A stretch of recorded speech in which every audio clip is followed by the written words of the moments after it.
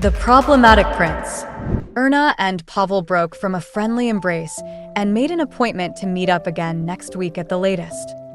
Same time, same place. Pavel stood on the bridge and watched Erna slow drift out of view. Once she was gone, he found himself reminiscing of when they first met. It had been a late spring afternoon, full of April showers which had turned the paths into a quagmire of puddles. "You want to go back up there again?" Pavel could hear his father saying in the echoes of the memory. It was painful to hear it now, but he understood his father's concern. A high-born girl hanging round a miller's son.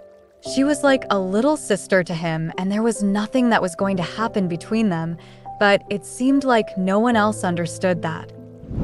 Pavel waved to Erna as she slowly moved away. She was still the awkward little girl, waving like she did on their first meeting, and he still felt like that little boy, waving back. Bjorn did not arrive to the party until after it had already begun.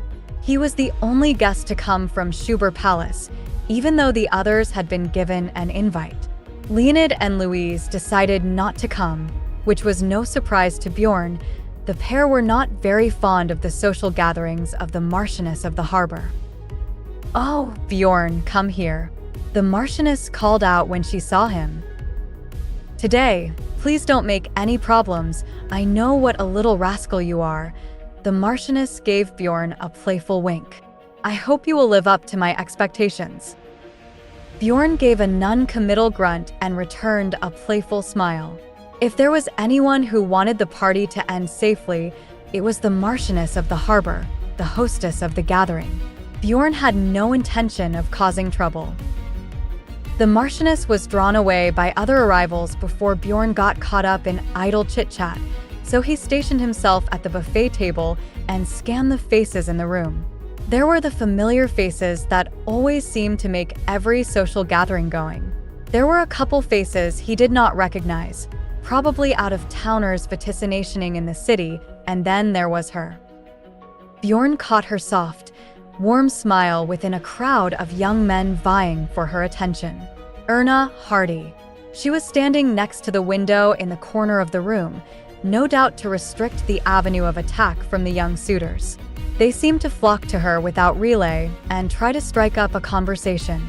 They did not last long as Erna's defensive posture saw them off, and the suitors would skulk off with their tails between their legs to lick their wounded egos. The prince is approaching. Erna desperately tried not to meet his gaze, but his piercing eyes demanded her attention. She shrunk away deeper into the corner of the corner and realized she was alone now. Where were all the young men minding for her attention now? Did they scatter when they saw the prince coming? What gentleman to leave a helpless maiden at the mercy of a dragon? "Hello, gold thief." He seemed to block all avenues of escape, and Erna was stuck under his scrutiny. Despite his ungentlemanly demeanor, he wore an elegant smile. "I believe we are overdue a conversation," he continued. Erna turned away from him and made as if she was considering something out the window. The prince leaned in close and whispered, "Come now, don't be coy. You stole something and now it's time to confront me about it." Erna could feel the smirk. "I have no idea what you're talking about, my prince," Erna said. She tried to keep her voice steady and dignified, but she could feel it wavering. Her cheeks blushed and she felt heat rising in her. "My trophy," the prince said. "That's it, a trophy? I'm sorry, but I still have no idea what you're on about. Please, can you leave me alone, prince?" Erna said. "Of course, but only when you return my trophy." "Why are you doing this?" "Because you're a thief." "A thief? You keep saying that." She turned on the prince, and the prince looked down into her large eyes that were like blue flame, burning with interest and annoyance. "Are you really the type to forget something so important?" "No, that seems more like you," Erna snapped back. It felt like something a child would say, and despite the annoyance on her face, she was still filled with fear of the prince. He was the prince after all. Erna did her best to compose herself. That day, even after committing such an absurd act, you still want to behave so rudely toward me. Were you so drunk that you remember nothing? Erna said. Bjorn was put off by the sudden change in Erna, rounding on him and attempting to put him under her scrutiny.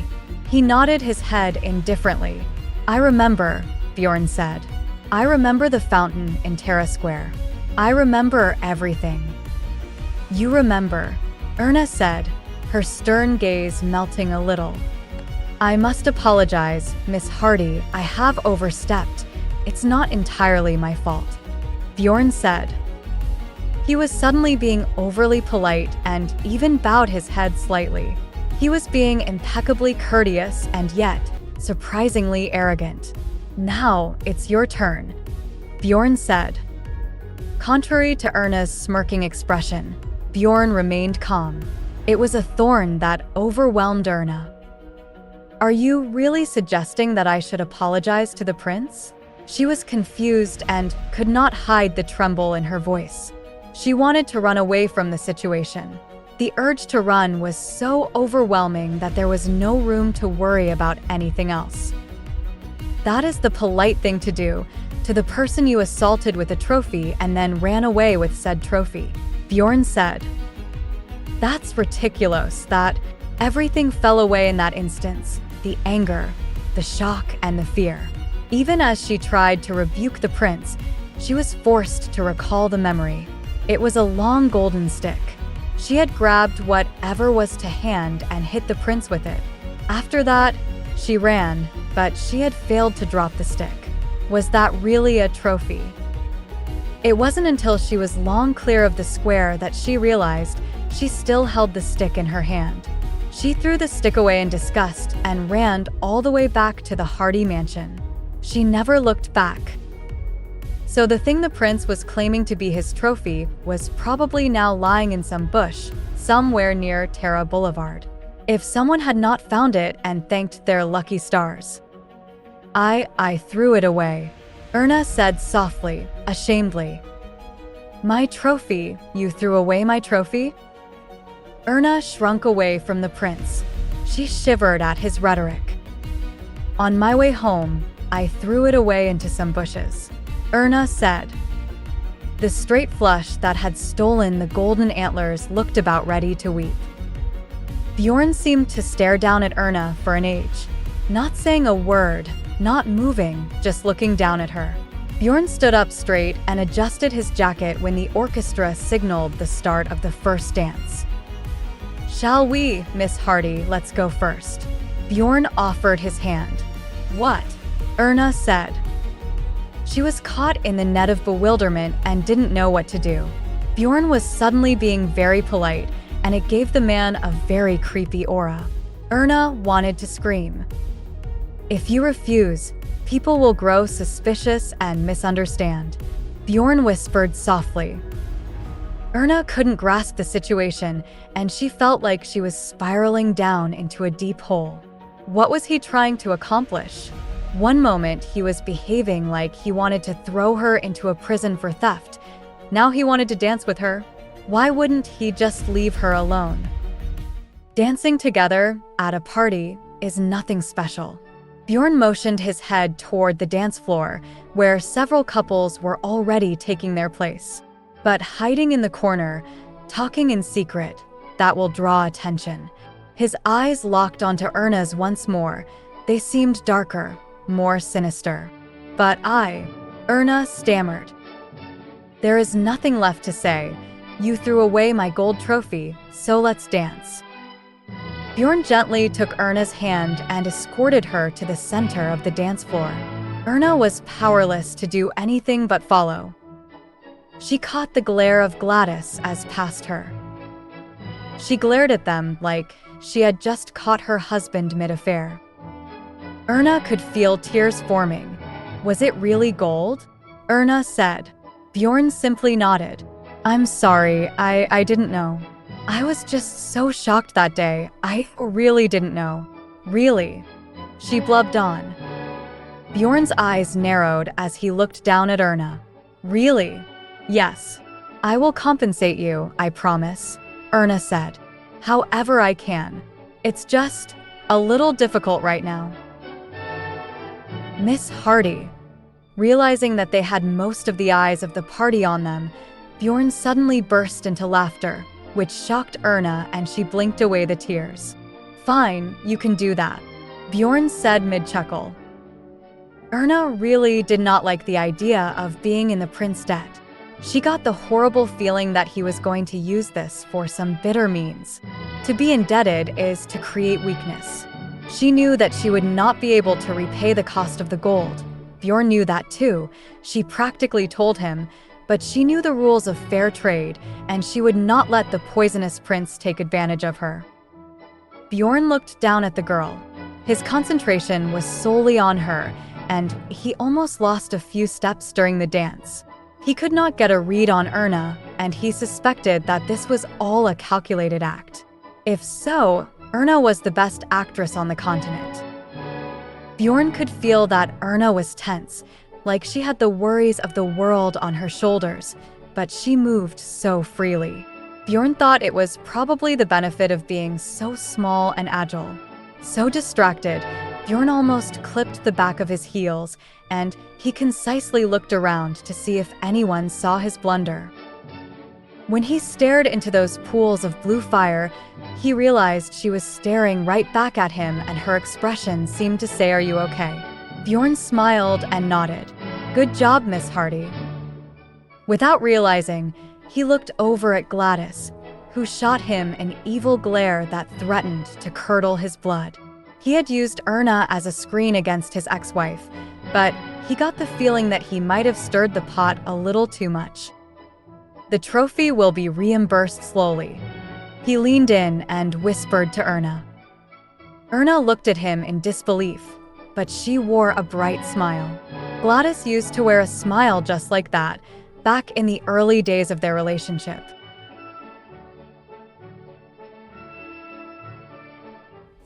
"Aren't you already in a relationship?" Peter said. "Not likely, but if it's true, I'll kill you. It's against the rules," Leonard said. Bjorn was sat on the terrace that looked out over the sea.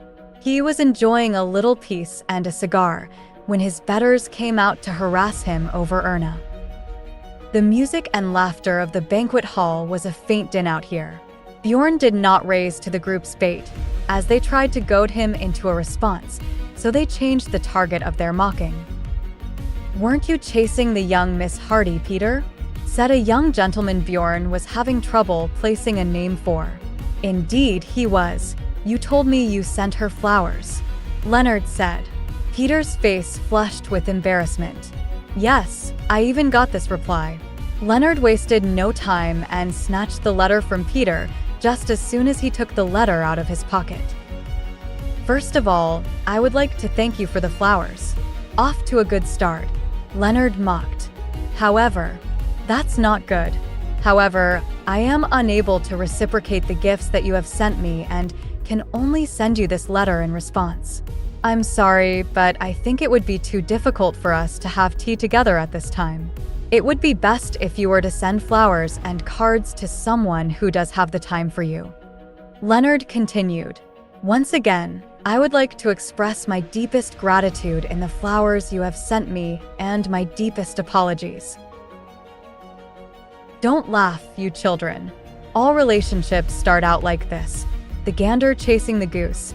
It's how we know the feelings are real, Peter declared. His face was so bright and red.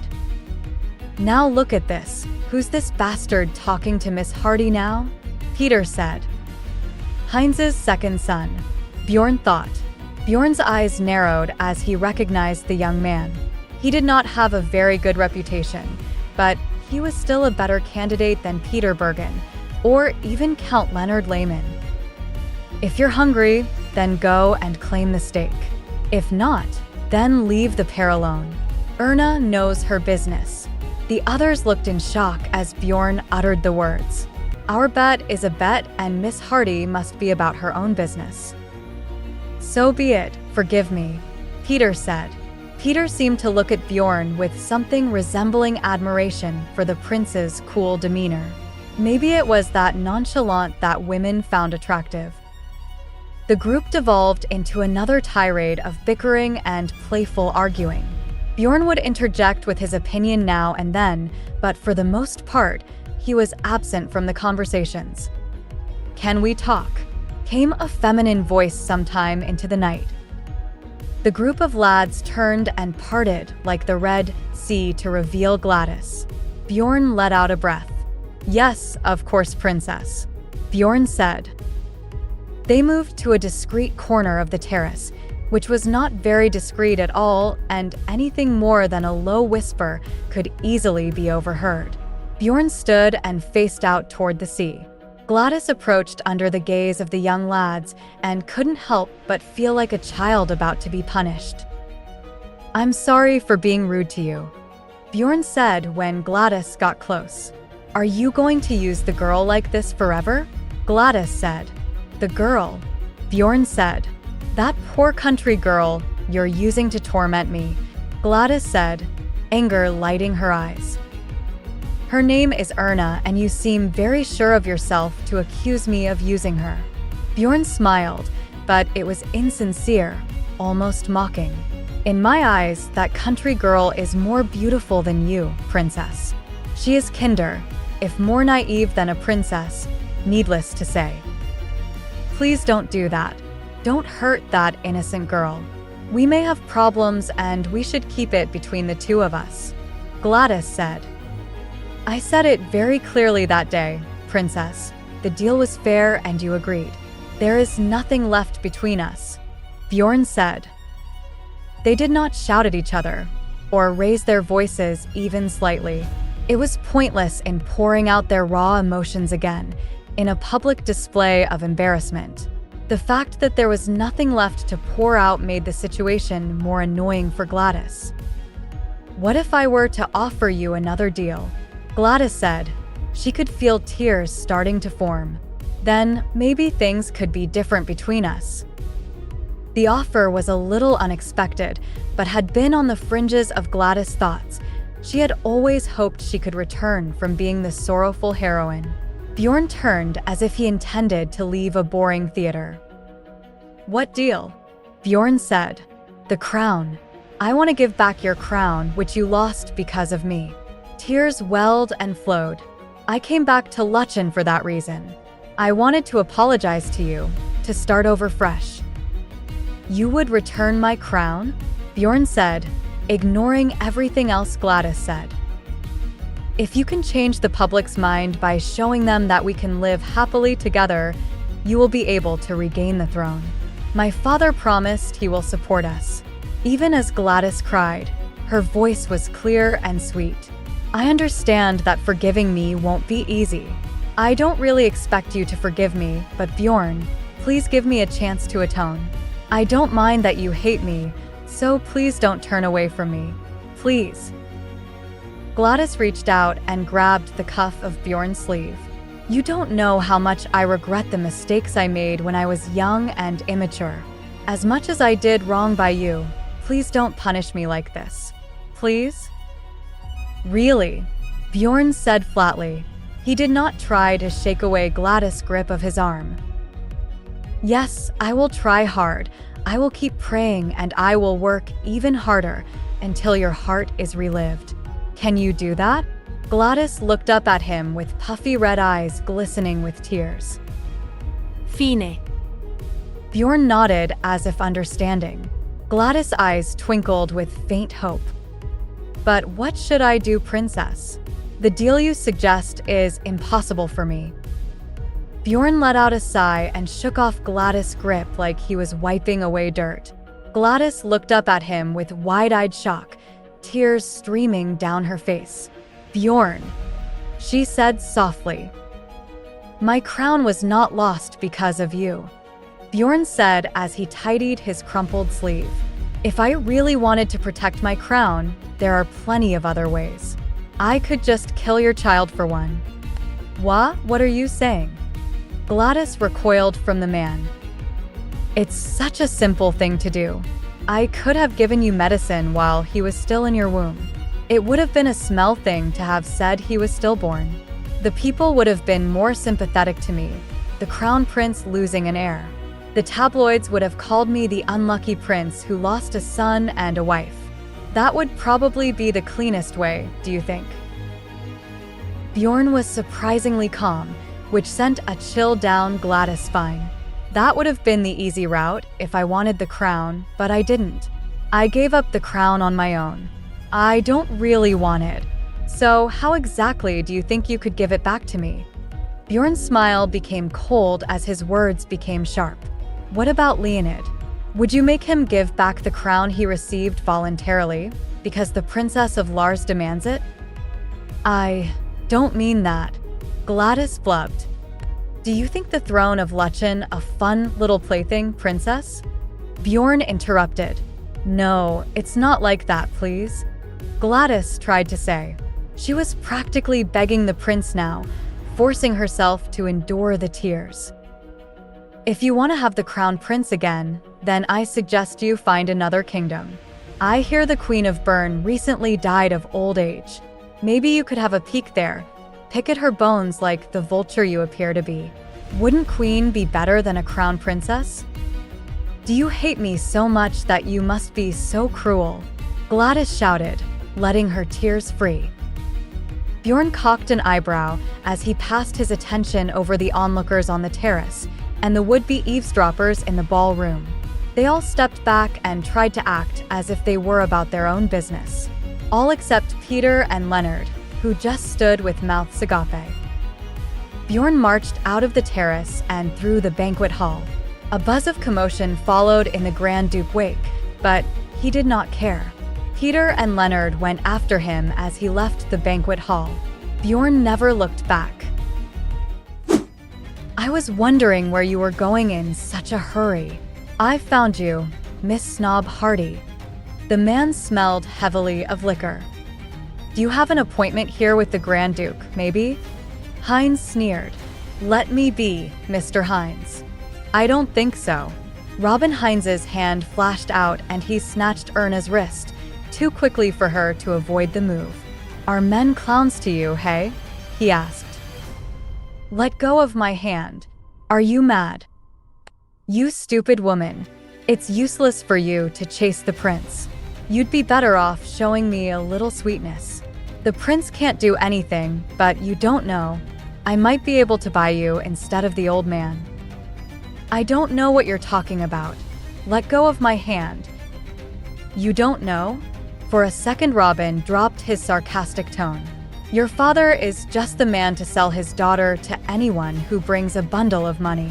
If I offer a penny more than the old man, you'll be mine, Miss Hardy. You still think you can reject me? What? Why don't? Robin Hines yanked Erna closer to him, muttering inarticulately now. As her body touched his chest, Erna began to scream and struggle. Surprised by a stronger resistance than he'd expected, Robin's grip loosened. Ah, really, you're a woman. Hines began. Erna looked at the window with frightened eyes. The man was between her and the exit, and she knew she couldn't beat him in a physical fight. The window was her only hope.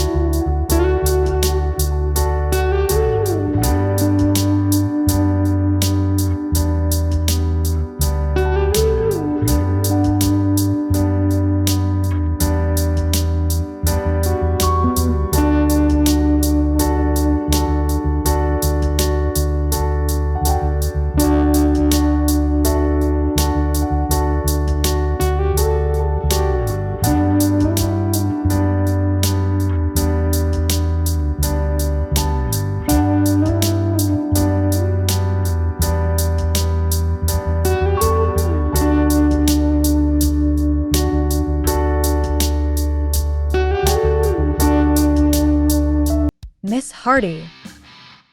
Bjorn stopped at the entrance of the drawing room, stuttering over the name, unable to believe what his eyes were telling him. Erna, shivering and crying, lifted her agonized face and saw him. It took a minute for her vacant eyes to focus. What is all this? Bjorn stopped a few steps away from Erna, gaping as he tried to understand the mess in front of him. A woman crying, a torn dress, a bloody candlestick, and a fallen man. Bjorn's eyes gradually narrowed. Some of it he had expected, though finding Erna instead of a maid was a surprise. And the fact that it was the man lying bloody on the floor was a surprise too. Prince, I think I killed a man. Erna gasped and tried to rally herself, struggling to speak. I didn't mean to. I was so scared. I had to. He fell. I hit his head. There's blood. Erna's tears became uncontrollable as full realization sank in. Blood dripped from the candlestick she clutched in her hand, punctuating the carpet with dark stains. Still in shock, she stood with the blood-stained candlestick over the fallen man, barely able to see the results through her tears, but still too vividly aware of what had happened. Don't worry, Miss Hardy. Bjorn had knelt to examine the man. He's just fainted. He'll wake up soon enough. His kind doesn't die so easily. Really? Erna breathed through her exhausted tears. The front of her torn dress was soaked, but she was past noticing it. Really? Bjorn nodded emphatically, slipping his evening coat off his own shoulders and onto Erna's. Can you walk? He asked. Erna nodded, taking a few trembling steps. Then go. Short and firm, Bjorn motioned her out of the room. Get out of here. Take the stairs at the end of the left hall. You'll come out at the garden behind the mansion, and if you take the straight road, you'll reach the carriages. Go home in the Hardy family carriage. I'll take care of the others. But remember, the stairs at the end of the left hall. Stairs, gardens, straight ahead. Bjorn repeated calmly, impressing the instructions on Erna, who was still reeling slightly from all she'd undergone. I can't do that. The man. You.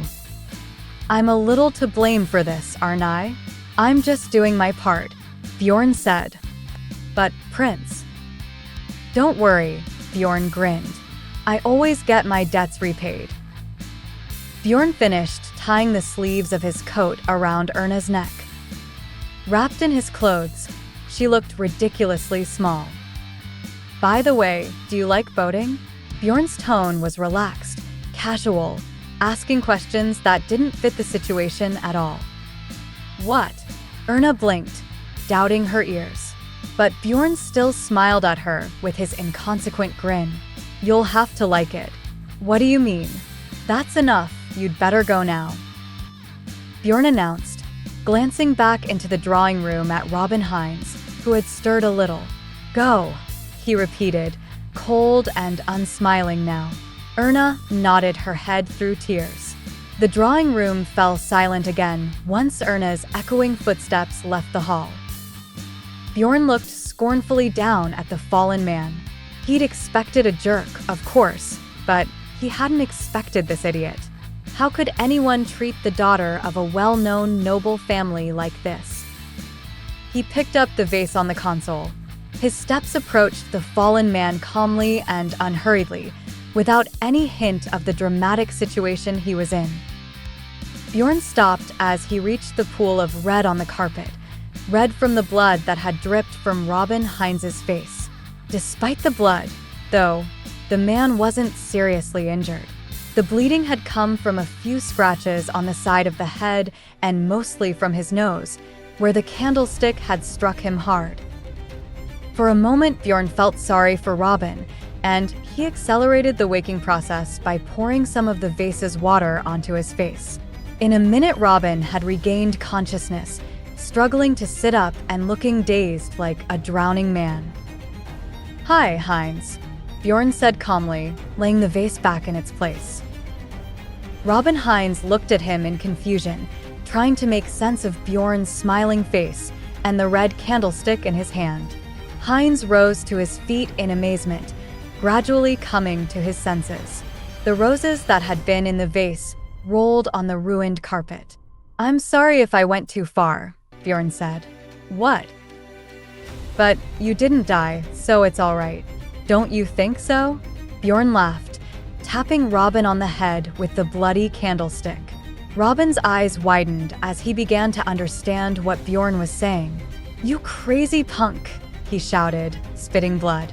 Even so, Bjorn's smile deepened as he saw the rage in Robin's eyes. Robin Hines, Bjorn was sure, would never make a fuss about being knocked out by a slender woman. So even if he didn't like it, he'd have no choice but to take Bjorn's way out. It would be much better to have a big fight with the infamous prince to save face. "You know how much we've fought?" Bjorn giggled dryly, kicking Hines in the stomach. "You know how keen-eyed the folks here are." Bjorn was enjoying the excuse to beat Robin harder and sell the fight. Another kick, this time to the face, and Robin's nose was bleeding again. "You understand how it is, Hines." Even as he spoke, Bjorn didn't stop kicking. Robin struggled to save himself, but he was helplessly unable to stand. When he started screaming and crying, Bjorn took a step back. "I guess that's enough." Bjorn knelt down to examine his work. A smile came to his face. He patted Robin's head as if he were praising a loyal dog, then threw off his bloody gloves and stood up. His name, embroidered with gold on the wrist of a once white glove, shone clearly in the dim light. Like a gentleman making his adieu after a sociable conversation, Bjorn silently paid polite tribute to Robin Hines, who was struggling to make eye contact. It was hard to find any trace of the one-sided fight that had just occurred anywhere in Bjorn's appearance as he left. He walked slowly down the empty corridor. Bjorn couldn't feel very sorry for what he'd had to do, though he knew he'd been pouring out the irritation he'd accumulated thanks to Gladys on Hines. Even the knowledge of the rumors that would be spreading through the whole city before dawn couldn't mar that satisfaction. It would be perfect if Princess Gladys's despair increased thanks to the increased scandal around her ex-husband, already far from the crown. Bjorn entered the lounge with the candlestick still in his hand. The guests, inadvertently turning their eyes towards him, were startled. "BJ Bjorn." The Marchioness of Harbor was the first to gather her wits, and her shout rang out sharply. "After what you did to Gladys and disappeared, what's going on?" "Oh, this little thing." Bjorn casually set the bloody candlestick on the table in front of his aunt. There was a bit of a commotion. "Miss, it's real. There really is a gold trophy like that." Lisa, excited, raised her voice as soon as she entered the bedroom. Erna, hovering nervously over her dresser, turned around abruptly, frightened. "It's a social club tradition that a gentleman who is about to marry makes a golden deer horn trophy and holds a bachelor party," Lisa said. "The best drinker, or something, at the party wins it. There are all kinds of silly traditions, betting on drinking, betting on gold. Guys are always up to silly things." According to Lisa's survey among the maids of her acquaintance, the son of Marquis Bergman had recently made the trophy and held a huge bachelor party. Bjorn had been the winner.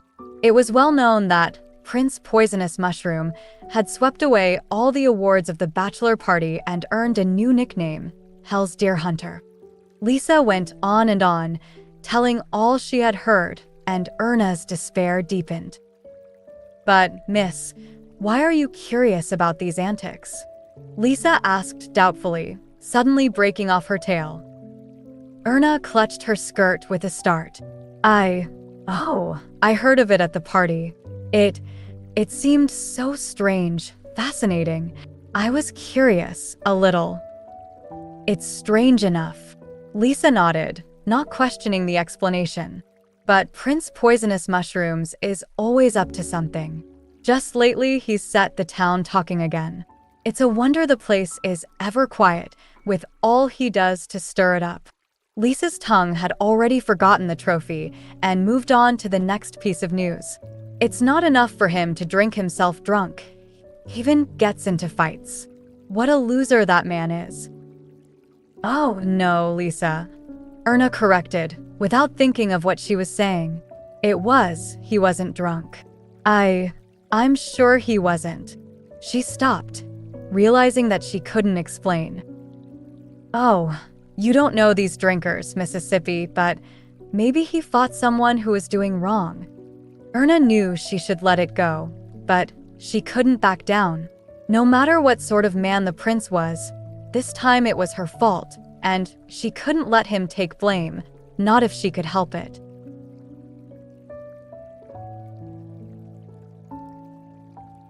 No way.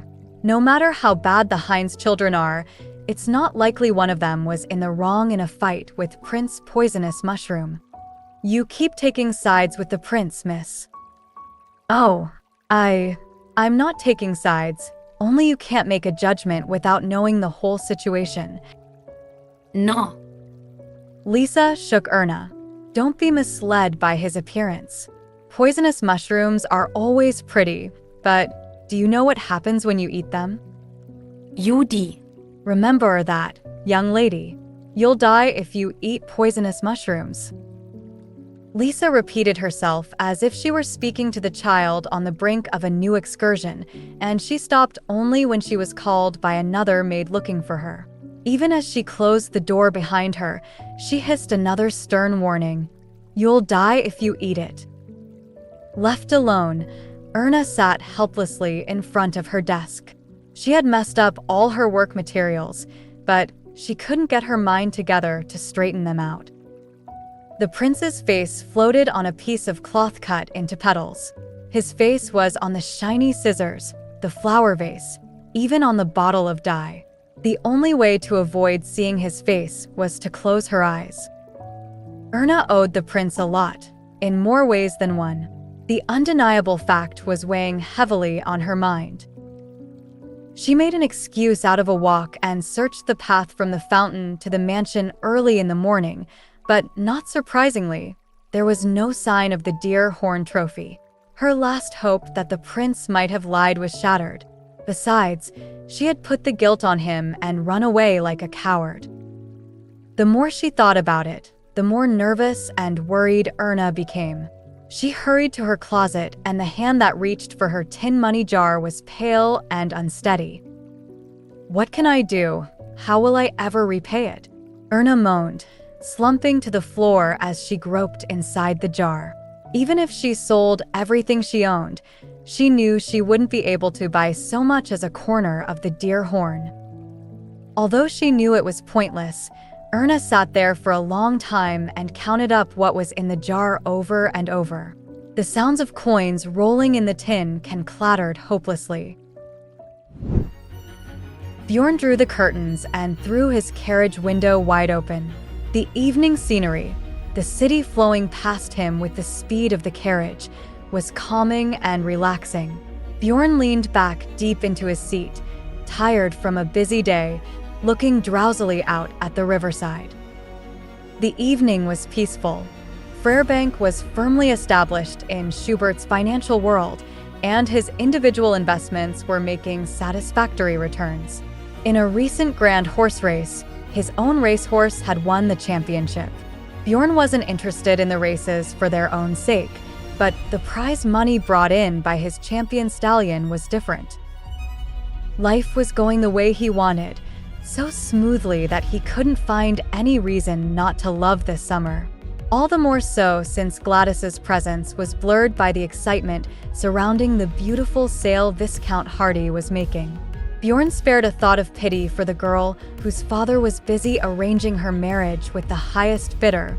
But did it matter how? Bjorn thought he could love any woman whose name wasn't Gladys.